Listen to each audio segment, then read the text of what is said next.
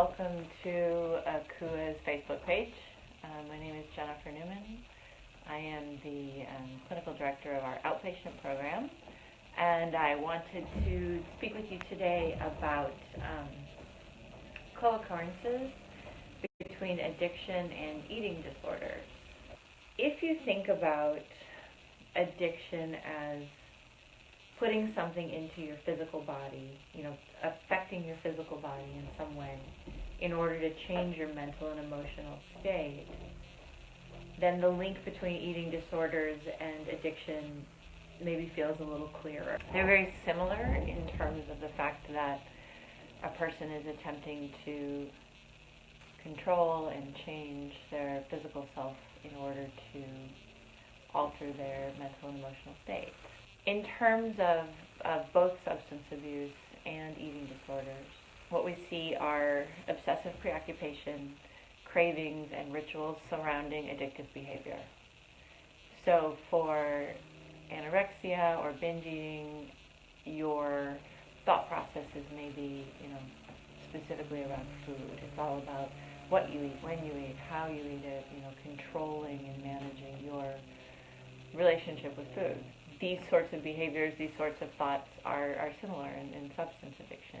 It all becomes about, am I going to get high? Am I dope sick? Or am I going to get drunk? How am I going to manage this? And, can I make it through the work day, the school day? Can I make it through this time with my family and not be loaded? Or how do I manage and control that? They're very similar in that constant preoccupation with whatever it is that you're using to help you get outside of yourself.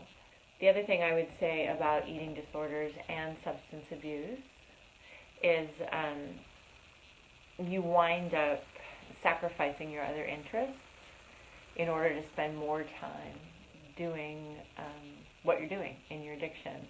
So, are you no longer wanting to go out with your friends because you know that you might be put in a situation where you would have to eat, and right now you're trying not to eat, or you're going to be put in a position where you would have to eat certain things, and you're involved in some, very specific restricting in your diet.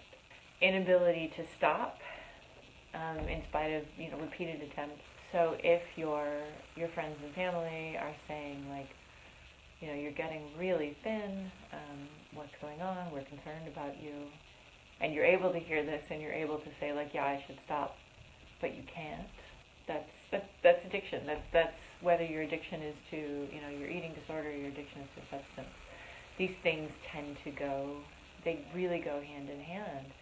So often what we'll find with people that will come in who were using uppers specifically, a lot of speed, a lot of meth, a lot of, coke, that once you begin to take that out of your system and you start to actually eat and you begin to get to a healthy weight, a lot of times people will begin to freak out, and we'll see anorexia pop up. We'll see a lot of weird restricting, a lot of over-exercising, a lot of very controlling behavior around food, because you've become so accustomed to seeing yourself underweight, and you've been using these substances to actually manage and control your eating, that when you begin to be healthy again, someone who's struggling with both substance abuse and ED can't handle it.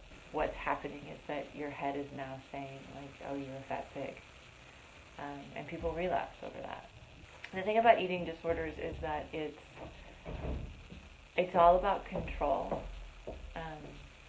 And addiction is really similar. It's how are you trying to manage people, places, and things in order to change your mental and emotional state. I guess what I would want to say is, if you are someone and you are struggling with eating disorders and you are also struggling with substance abuse, you are not alone. It's very, very common, and there is help out there. It's up to you. You have to do it. You have to take the steps. You have to do what you can do on your end to make the change. And I am here to help. We are here to help. We see a lot of people with co-occurring disorders, and you're not alone. You're not specially broken. You're just human. You're having a human experience, and